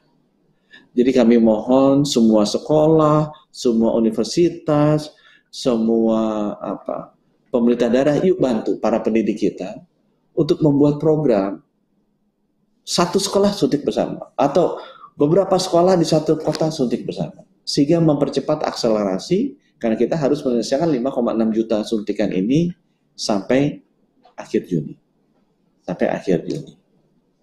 Ya. Dari saya demikian, teman-teman sekalian, yang kita ingin sampaikan, pertama bahwa pandemi itu sudah beberapa kali dihadapi umat manusia dan umat manusia selalu bisa beradaptasi. Dan beradaptasi yang paling penting adalah perubahan perilaku. Bagaimana menghadapi pandemi, ada 4 hal yang harus kita lakukan. Vaksin adalah salah satu di antaranya. Tapi yang paling penting adalah perubahan perilaku. Perubahan protokol kesehatan, perubahan gaya hidup baru. Untuk setiap proses hidup kita, termasuk belajar mengajar. Yang ketiga yang saya ingin sampaikan, vaksinasi adalah salah satu strategi penting. Bukan satu-satunya strategi. Untuk itu, tahapan dari vaksinasi diberikan berbasis risiko, dan untuk tenaga publik, guru adalah yang paling banyak yang harus kita selesaikan sampai akhir Juni. Untuk itu, mari kita buat program agar terjadi akselerasi untuk vaksinasi para guru ini. Sehingga proses belajar mengajar dilengkapi dengan vaksinasi, dilengkapi dengan protokol kesehatan yang baru, bisa segera mulai. Sehingga investasi masa depan kita kepada anak-anak muda bangsa Indonesia ke depannya akan siap. Ya, semoga Indonesia masa kini lebih baik dari Indonesia masa lalu. Dan semoga Indonesia masa depan lebih baik dari Indonesia masa kini. Terima kasih. Wabillahi taufiq wal hidayah. Wassalamualaikum warahmatullahi wabarakatuh. Waalaikumsalam warahmatullahi wabarakatuh. Terima kasih kepada Menteri Kesehatan Bapak Budi Gunadi Sadikin untuk arahan yang telah diberikan. Dan Bapak Ibu sekalian, saat ini telah bergabung bersama kita Bapak Wiku Adhisa Smito, juru bicara Satgas Penanganan COVID-19. Selamat siang Bapak Wiku. Selamat siang Bapak Wiku. Ya, selamat siang. Terima kasih Bapak sudah bergabung bersama kami. Silakan untuk sambutannya. Baik, terima kasih. Selamat siang, Assalamualaikum warahmatullahi wabarakatuh. Yang terhormat Bapak Menko PMK, Bapak Profesor Muhadjir Effendi, yang terhormat Bapak Mendikbud, Pak Nadiem Makarim, serta Bapak Menteri Agama, Bapak Yakut Khalil Kemas, serta Bapak Menkes, Bapak Budi Gunadi Sadikin, serta Bapak Mendagri, Bapak Jenderal Polisi Purnawirawan Profesor Tito Karnavian. Izinkan kami mewakili Kasatgas, Lejen TNI Dr. Doni Monardo, untuk bisa menyampaikan pokok-pokok hal penting dalam rangka SKB 4 Menteri untuk pembelajaran tatap muka terbatas. Beberapa hal yang mungkin perlu di highlight menjadi perhatian kita semua adalah kondisinya. Mungkin kalau boleh dibantu untuk slides-nya bisa ditampilkan tentang penanganan COVID-19 dengan pendekatan 5S1T. Pada prinsipnya kita harus punya strategi, struktur, sistem, skill, speed, dan juga target, di mana target utama kita adalah kita harus bisa mempertahankan yang sehat tetap sehat, dan dalam pembelajaran ini tentunya kita ingin menjaga kesehatan guru, kita ingin menjaga kesehatan murid, peserta didik, agar tetap sehat, dan kalau sampai ada yang sakit, kita harus bisa menyembuhkannya. Dan untuk itu kita betul-betul seluruh sistem yang ada di Indonesia kita gerakkan. Maka dari itu terima kasih kepada Bapak Menteri Pendidikan dan Kebudayaan yang telah menggerakkan lintas sektor sehingga akhirnya ada 4 SKB ini. Next slide. Kalau kita lihat sebenarnya sekitar 14% kasus itu pada usia anak sekolah, dan kalau kita lihat dari seluruh kasus anak sekolah ini yang banyak memang pada usia 7-12 tahun, yaitu ada 49.000, dan juga pada usia 16 sampai 18 tahun atau usia SMA ada 45.000 lebih. Jadi ini yang perlu kita perhatikan. Memang totalnya 14% dari seluruh kasus di Indonesia. Jadi perlu menjadi perhatian kita semuanya. Kita harus tetap menjaga mereka tetap sehat dan bisa produktif untuk belajar. Next slide. Kalau kita lihat perkembangan kasus positif yang ada di usia sekolah di slide berikutnya. Nah, kalau kita lihat di sini terlihat bahwa memang kenaikan kasus dan juga penurunan kasus secara nasional itu juga mengenai juga kelompok umur yang ada baik PAUD, SD, SMP, SMA terjadi juga. Memang CFR-nya relatif rendah dilihat dari kondisi secara nasional di kita, dan ini adalah berita baik juga bahwa anak-anak relatif terlindungi dari fatalitas kalau melihat seperti ini. Namun slide berikutnya kita juga harus bisa lihat tentang kematian. Kalau kita lihat dari kematian, kita juga bisa lihat bahwa kondisinya fluktuatif dan korban memang ada juga di anak-anak usia sekolah. Kalau kita lihat dari komorbid, nah ini yang penting bahwa memang pada anak-anak penyakit komorbid ini mungkin belum muncul atau tidak ada. Yang ada justru komorbid ini pada orang-orang usia yang cukup lanjut, dan ini adalah orang tua dari anak-anak sekolah itu. Maka dari itu pembukaan tatap muka yang terbatas tersebut juga harus menjaga jangan sampai anak-anak yang sekolah mungkin bisa tertular di dalam perjalanannya menuju sekolah atau kembali atau waktu di dalam sekolah yang menulari orang tuanya, yang mungkin orang tuanya ini adalah orang-orang yang memiliki komorbiditas di baik 1, 2 atau lebih begitu, dan usianya juga rentan. Maka dari itu melakukan pendidikan tatap muka ini penting sekali untuk memperhatikan berbagai aspek. Next slide. Nah, dalam pembukaan sektor pendidikan tatap muka terbatas, kita harus mengikuti tahapan. Mungkin next slide bisa ditampilkan ya. Bahwa prosesnya mulai dari prakondisi, timing, prioritas, koordinasi, dan monitoring evaluasi. Jadi Bapak Ibu sekalian, terutama pemerintah daerah yang memberikan izin pembukaan aktivitas tatap muka terbatas tersebut, betul-betul melakukan simulasi. Pastikan bahwa semua kondisinya siap, disimulasi mulai dari anak-anak sekolah itu berangkat dari rumah, menuju ke sekolah, aktivitas di sekolah sampai selesai, kembali lagi ke rumah. Dan semua proses itu harus dalam tatanan baru yang aman, jadi produktif, tapi aman COVID. Jadi tidak terjadi penularan kepada anak-anak, kepada guru, kepada lingkungannya termasuk di rumah. Dan kalau kita sudah bisa exercise seperti itu, tentunya setiap daerah akan berbeda-beda karena kondisinya berbeda-beda. Inilah tugas tanggung jawabnya dari Satgas yang ada di daerah yang tadi sudah disebutkan oleh Pak Menteri Pendidikan dan Kebudayaan, dan juga dengan adanya kebijakan PPKM dan PPKM Mikro itu tentunya menjadi alat kita untuk memastikan bahwa kebijakan di daerah betul-betul bisa menjalankan sesuai dengan arahan dari pemerintah pusat. Dan kalau kita next slide lihat dari zonasi, ini kondisi zonasinya relatif sudah membaik dibanding sebelumnya. Jadi kalau dilihat warnanya, relatif sudah banyak yang kuning dan oranye. Memang awalnya dulu hijau, kemudian sempat banyak yang merah, tapi sekarang sudah kondisinya risiko penularannya relatif sedang dan rendah. Dan ini harus tetap dijaga dan diperbaiki agar lebih banyak yang hijau, dan pembukaan tatap muka tentunya memperhatikan zonasi seperti ini di tingkat kota dan kabupaten. Next slide.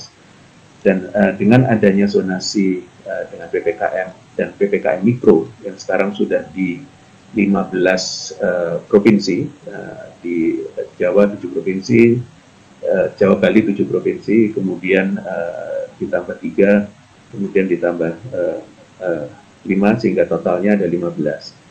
Dan ini di tingkat RT RW mereka bisa mengidentifikasi kasus-kasus terkonfirmasi tergantung jumlahnya, sementara merah adalah lebih dari 10 rumah dalam satu RT, maka zonanya jadi merah, dan ada cara skenario pengendaliannya.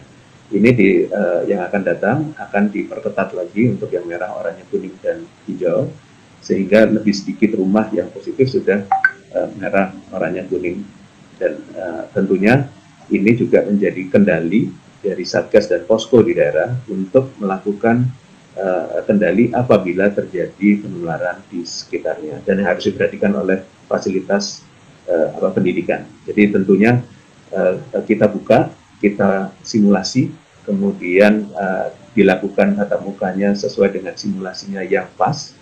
Kemudian apabila ada apa-apa, maka Satgas dan Posko di daerah harus siap untuk bisa mengendalikan, karena fungsi Posko ada 4, yaitu adalah pencegahan, penanganan apabila ada kasus, termasuk 3T di situ. Kemudian ada fungsi pembinaan, yaitu penegakan disiplin. Di situ ada Babinsa dan Babin Kaptipmas dan seluruh perangkat desa dan tokoh masyarakat. Yang keempat adalah fungsi pendukung. Ini adalah infrastruktur yang bagus untuk mensupport adanya kebijakan pembelajaran tatap muka yang terbatas. Next slide.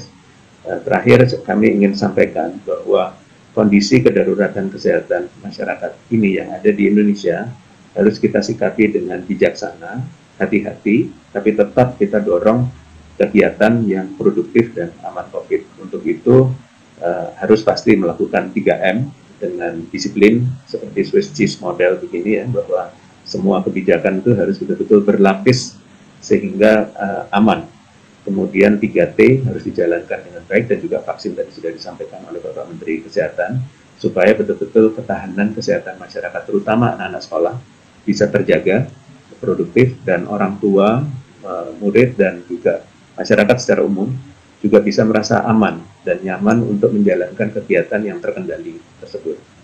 Demikian Bapak Ibu sekalian, semoga apa yang kita lakukan bersama ini dengan berbagai sektor bisa berjalan dengan baik, dan kami dari Satgas akan melakukan monitoring dan persiapan koordinasi setiap minggu. Topiknya akan diganti, dan mungkin yang ke depan ini hari Minggu kita akan melakukan koordinasi yang terkait dengan pembukaan pembelajaran tatap muka terbatas ini dalam rangka persiapan antara koordinasi pusat dan daerah. Demikian Bapak Ibu sekalian, terima kasih atas perhatiannya. Semoga kita semua dilindungi oleh Allah Subhanahu wa Ta'ala sehingga kita bisa aktif produktif. Terima kasih. Wassalamualaikum warahmatullahi wabarakatuh. Waalaikumsalam warahmatullahi wabarakatuh. Terima kasih kepada Bapak Wiku Adhisa Smito, Jubir Satgas Penanganan COVID-19 atas sambutannya. Baik, selanjutnya kita akan menyimak arahan dari Menteri Dalam Negeri Republik Indonesia. Kepada yang kami hormati, Bapak Muhammad Tito Karnavian, kami persilakan.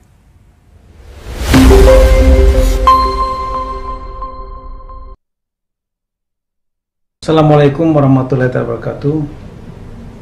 Selamat siang, salam sejahtera untuk kita semua. Om Swastiastu, Namo Buddhaya, salam kebajikan. Yang saya hormati Bapak Menteri Koordinator Bidang PMK Profesor Dr. Muhadjir Effendi, kemudian yang saya hormati Menteri Pendidikan dan Kebudayaan Mas Nadiem Anwar Makarim, Bapak Menteri Agama yang dalam hal ini diwakili oleh Wakil Menteri Agama Bapak Zainud Tauhid, akang saya Menteri Kesehatan Bapak Budi Gunadi Sadikin, dan juga senior saya Kepala BNPB Letnan Jenderal TNI Doni Monardo, Bapak-bapak, para gubernur, bupati, wali kota Indonesia, para kepala dinas pendidikan baik tingkat provinsi, kabupaten, kota, juga kepala dinas kesehatan tingkat provinsi, kabupaten, kota, hadirin sekalian yang saya muliakan. Pertama-tama tentu kita dengan tiada hentinya wajib untuk memanjatkan puji syukur kehadirat Allah Subhanahu wa Ta'ala, Tuhan yang Maha Kuasa, karena kita dapat melaksanakan acara ini dalam rangka pengumuman surat keputusan bersama atau SKB 4 Menteri tentang panduan penyelenggaraan pembelajaran setelah vaksinasi pendidik dan tenaga pendidikan pada tahun ajaran dan tahun akademik 2020, 2021, dan 2021-2022 yang kita ketahui masih berada pada di tahun ini masa pandemi COVID-19. Kita menyadari bahwa pandemi COVID-19 ini memiliki dampak yang sangat luas, termasuk di bidang pendidikan, proses belajar mengajar. Karena klaster sekolah atau klaster pendidikan terjadi dan bahkan bisa terus terjadi karena adanya interaksi antara murid, kemudian tenaga pendidik, staf di sekolah, lingkungan sekolah, dan lain-lain. Cukup rentan karena anak-anak kita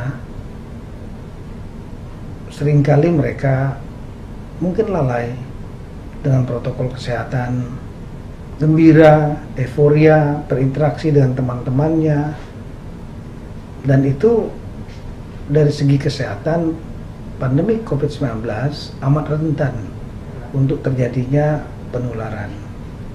Oleh karena itulah maka kemudian diambil kebijakan di tahun lalu untuk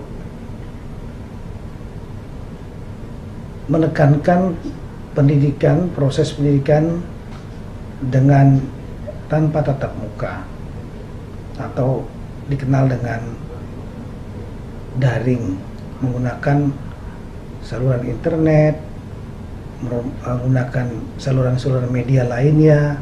Itulah yang kita lakukan selama ini. Namun seiring dengan makin membaiknya langkah-langkah yang telah kita lakukan untuk menekan angka positif, kemudian tingkat kesembuhan yang meningkat, serta angka kematian yang relatif stabil atau bahkan menurun, meskipun kita tentunya menghargai setiap nyawa manusia, dan juga kita melihat bahwa salah satu ekses dari program non tatap muka ini adalah tidak maksimalnya proses pendidikan. Ada bidang-bidang tertentu atau mata pelajaran tertentu yang mengharuskan adanya dialog interaktif dengan tatap muka langsung. Dan lebih dari itu adalah ekses psikologi dari anak-anak kita yang mereka kurang bersosialisasi secara langsung dengan teman-temannya, dengan yang seusianya, dan lain-lain. Oleh karena itulah maka pada PPKM Mikro tahap keempat yang dimulai pada tanggal 23 sampai dengan 5 April, 23 Maret sampai dengan 5 April, ini salah satu poinnya lah untuk mencoba membuka ruang pendidikan tatap muka atau pembelajaran tatap muka, tapi secara bertahap dengan menggunakan model yang disimulasikan tersendiri di sekolah yang ditentukan, kemudian penetapan protokol kesehatan secara ketat, bahkan bila perlu proses vaksinasi didahului. Kita melihat model ini dikerjakan pada PPKM Mikro tahap keempat, dan kemudian akan kita evaluasi apakah akan terjadi klaster penularan, terutama yang signifikan, yang tidak kita inginkan itu bisa terjadi. Saya kira 1 tahun sudah memberikan waktu bagi kita untuk belajar bagaimana karakter penularan pandemi COVID-19, termasuk juga protokol untuk menghindari, mencegah untuk terjadinya penularan. Protokol-protokol ini yang perlu betul-betul diterapkan. Dan sekarang dengan adanya program vaksinasi, maka kita tahu juga bahwa pandemi COVID-19 ini setidaknya sangat rentan bagi mereka yang kekebalan tubuhnya rendah. Orang-orang yang lansia, maupun segala umur yang komorbid itu memiliki risiko yang lebih tinggi dibanding yang lain. Nah, dalam konteks pendidikan, tentunya kita berharap para pengajar, terutama yang lansia, dan kemudian staf di sekolah, dan juga segala umur, termasuk murid serta didik yang ada komorbid, itu segera mungkin untuk dilakukan vaksinasi agar terbentuk antibodi yang akan memberikan proteksi kepada yang bersangkutan. Nah, untuk itu dalam PPKM Mikro tahap keempat ini, semua daerah ini mulai diberikan ruang untuk mencoba dan kemudian mencari sekolah yang dapat dijadikan model. Dan setelah dilakukan, maka kita akan evaluasi apakah dampak negatifnya penularan terjadi atau bisa diatasi atau dikendalikan. Apalagi bila terjadi zero transmission di lembaga-lembaga pendidikan, termasuk pendidikan keagamaan. Kalau ini sukses, maka tentu akan berlanjut kepada tahap berikutnya, direplikasi ke institusi pendidikan lainnya pada semua tingkatan. Dan kita berharap betul pada Juli mendatang program tatap muka dapat dilaksanakan secara penuh jika semua kesuksesan tahapan tersebut bisa dilalui. Dalam konteks peluncuran ini tentunya Kemendagri menyambut dan mendukung penuh langkah-langkah sesuai dengan SKB kesepakatan di bawah supervisi dan advice dari Bapak Menko PMK.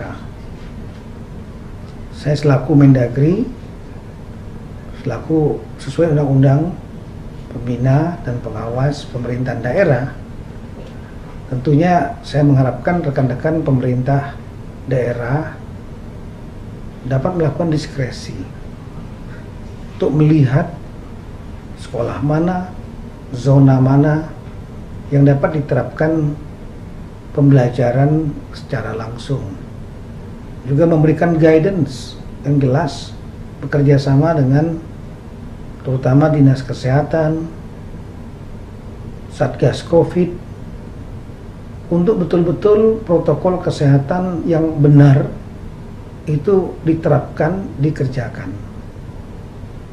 Setelah itu juga perlu adanya pengawasan, mekanisme pengawasan yang dilakukan dengan melibatkan berbagai pihak tanpa bermaksud untuk menakuti anak-anak kita, para peserta didik, tapi memberikan lebih banyak cara-cara yang simpatik, edukatif kepada mereka agar mereka bisa betul-betul menyadari pentingnya protokol kesehatan.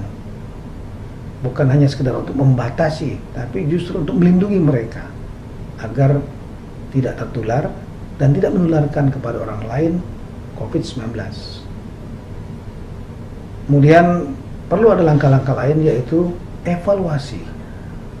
Lakukan mungkin evaluasi untuk rekan-rekan para kepala daerah secara reguler.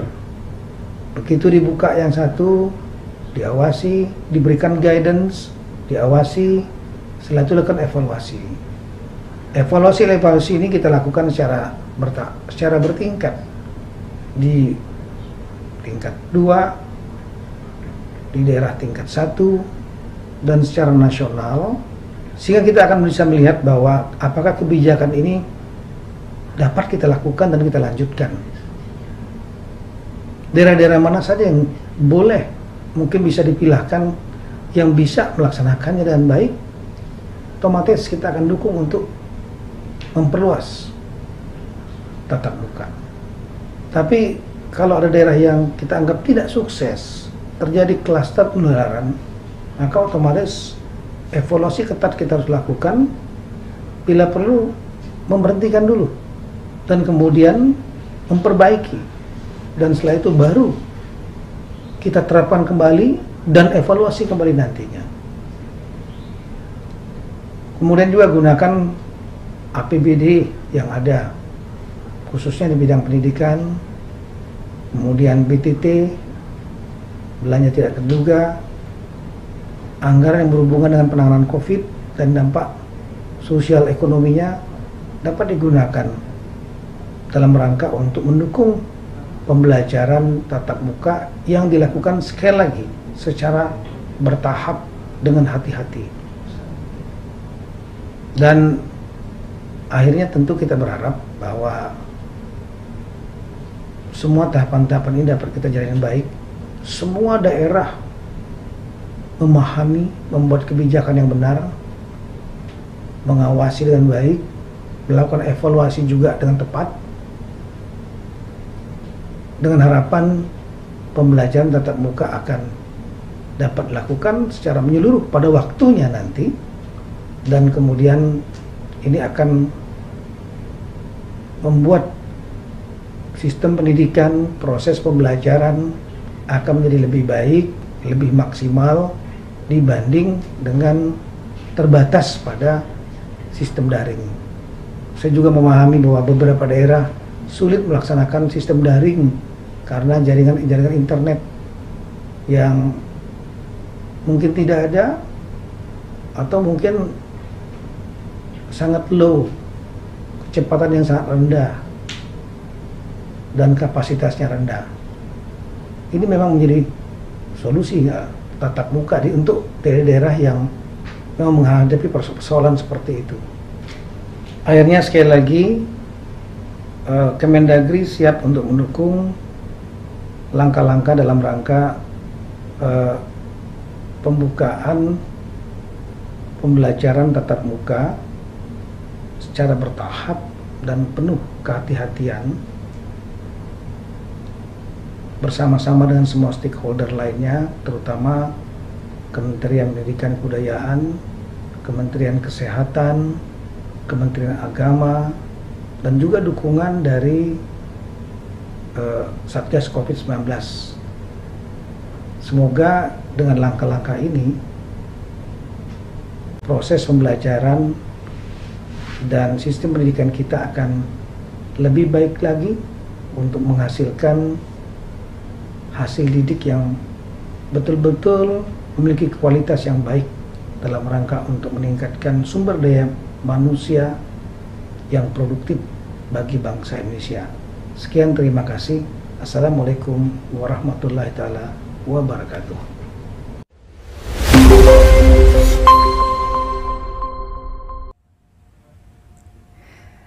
Ya, terima kasih kepada Bapak Menteri Dalam Negeri, Bapak Tito Karnavian atas arahan yang telah diberikan. Bapak dan Ibu sekalian, kita telah bersama-sama menyaksikan arahan dan paparan dari para menteri. Begitu banyak informasi dan insight yang kita dapatkan pada hari ini mengenai keputusan bersama 4 menteri tentang panduan penyelenggaraan pembelajaran di masa pandemi COVID-19. Baik, selanjutnya kita akan memulai sesi tanya-jawab dengan teman-teman media. Untuk itu saya mempersilahkan kepada Mendikbud Bapak Nadiem Anwar Makarim, Menteri Kesehatan Bapak Budi Gunadi Sadikin, dan juga Jubir Satgas Penanganan COVID-19 Bapak Wiku Adhisa Smito untuk memberikan tanggapan kepada teman-teman media. Baik Bapak-Bapak, kita mulai saja langsung sesi tanya jawabnya. Silakan. Ya, untuk pertanyaan pertama ini berasal dari Triwahyuni dari Suara Karya. PTM yang akan diterapkan pada Juli 2021 mendatang, apakah berlaku pada sekolah yang sudah PTM terbatas atau berlaku umum? Untuk pertanyaan ini silakan berkenan untuk dijawab kepada Bapak Mendikbud, Bapak Nadiem. Silakan Pak. Baik, terima kasih. Pertama saya harus memperjelaskan, tidak ada kebijakan PTM di bulan Juli 2021. PTM mulai sekarang. Artinya karena sekarang sudah mulai divaksinasi guru-gurunya. Jadinya bagi guru-guru dan sekolah-sekolah yang gurunya sudah divaksinasi harus segera memenuhi protokol kesehatan dan segera melakukan tatap muka. Bisa 2 kali seminggu, 3 kali seminggu, nggak apa-apa. Nggak perlu cepat-cepat. Tapi kebijakan ini adalah bagi sekolah yang gurunya dan tenaga pendidikan sudah divaksin harus segera menyediakan opsi tatap muka. Yang target Juli 2021 adalah agar semua sekolah sudah melakukan tatap muka terbatas. Ya, tapi kalau kita mau mencapai target itu untuk bulan Juli, sekolah harus memulai dari sekarang. Gitu. Jangan lupa, ini bukan suatu eksperimen yang baru, sudah 22% sekolah kita melaksanakan tatap muka di seluruh Indonesia. Jadi sudah banyak data yang kita ada mengenai ini proses. Ya, jadinya mohon pertama ditekankan pembelajaran tatap muka terbatas itu mulainya dari kebijakan ini keluar, yaitu hari ini. Ya, jadi yang sudah divaksinasi harus segera melakukan langkah-langkah untuk memenuhi daftar periksa dan segera membuat opsi tatap muka bagi anak-anak. Ya, tapi jangan lupa juga ada satu lagi faktor bahwa orang tua berhak memilih apakah anaknya saat sekolah itu menyediakan tatap muka terbatas, apakah anak itu diperkenankan untuk pergi ke sekolah apa tidak, itu adalah keputusannya orang tua. Ya, jadinya dengan sistem rotasi ini secara mau tidak mau semua sekolah harus ada versi PJJ dan juga PTM terbatas dalam ini. Ya, satu lagi yang sangat penting, bagaimana dengan sekolah-sekolah yang sudah melakukan PTM ini? Sudah 22% sekolah kita sudah melakukan pembelajaran tatap muka terbatas ya dengan protokol kesehatan. Itu silahkan lanjut.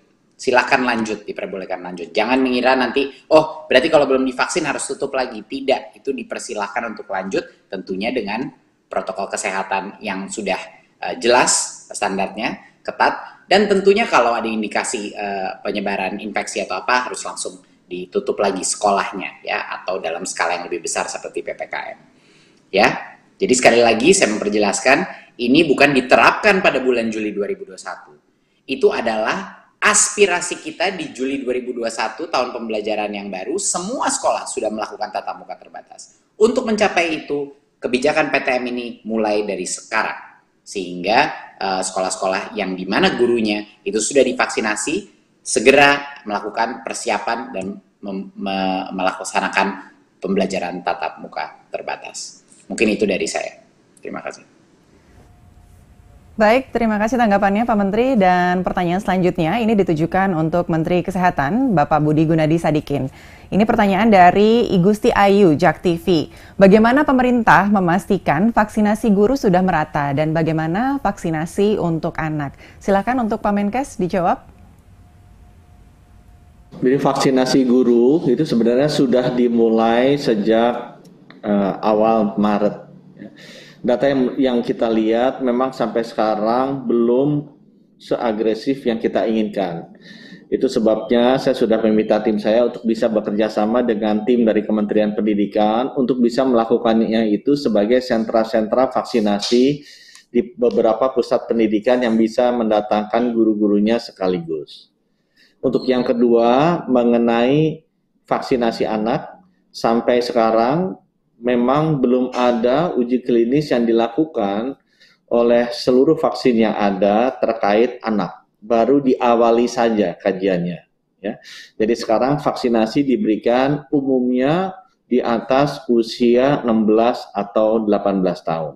Mengapa dibuat seperti itu? Seperti yang tadi disampaikan oleh Pak Menteri Pendidikan, karena prevalensi atau kemungkinan tertular dan fatalitasnya untuk virus COVID-19 di usia muda itu sangat kecil atau hampir tidak ada.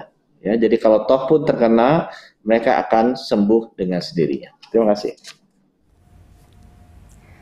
Baik, terima kasih Pak Menteri atas tanggapan yang telah diberikan. Dan pertanyaan terakhir ini ditujukan untuk juru bicara Satgas Penanganan COVID-19, Bapak Wiku Adhisa Smito. Ini pertanyaannya datang dari Ahmad Mutiul Alim dari Jurnas. Bagaimana langkah koordinasi Satgas COVID dalam memberikan dukungan terhadap PTM terbatas ini? Silakan dijawab, Pak Wiku. Baik, terima kasih. Jadi dukungan dari Satgas otomatis adalah memang koordinasi pusat dan daerah itu yang paling utama, karena Satgas yang pusat bisa berkoordinasi dengan Satgas di daerah, baik di tingkat provinsi, kabupaten, kota, dan bahkan yang lebih rendah lagi. Jadi maksudnya adalah setiap daerah dalam rangka melakukan pembukaan aktivitas ini secara bertahap, tentunya perlu koordinasi rutin untuk memastikan apa bantuan yang perlu diberikan, maupun saling pembelajaran satu daerah dengan daerah yang lain. Jadi kami akan melakukan rapat koordinasi relatif rutin, kepentingannya salah satunya adalah untuk pembukaan fasilitas pendidikan ini. Demikian.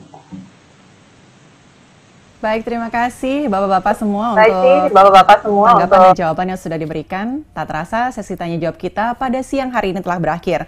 Dan dengan berakhirnya sesi tanya jawab ini berakhir pula acara kita pada siang hari ini. Saya ingin mengucapkan terima kasih kepada Menko Bidang Pembangunan Manusia dan Kebudayaan Bapak Muhadjir Effendi, Menteri Dalam Negeri Bapak Muhammad Tito Karnavian, Menteri Pendidikan dan Kebudayaan Bapak Nadiem Anwar Makarim, Menteri Agama Bapak Yakut Khalil Qomas, Menteri Kesehatan Bapak Budi Gunadi Sadikin, Juru Bicara Satgas Penanganan COVID-19 Bapak Wiku Adhisa Smito, Dirjen PAUD Dikdasmen Bapak Jumeri. Terima kasih banyak sudah hadir dan bergabung bersama kita pada siang hari ini. Terima kasih.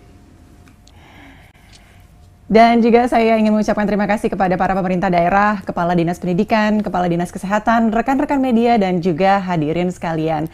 Semoga seluruh informasi yang kita terima hari ini dapat mempersiapkan penyelenggaraan pembelajaran dan berperan aktif dalam percepatan penyelenggaraan pembelajaran tatap muka terbatas.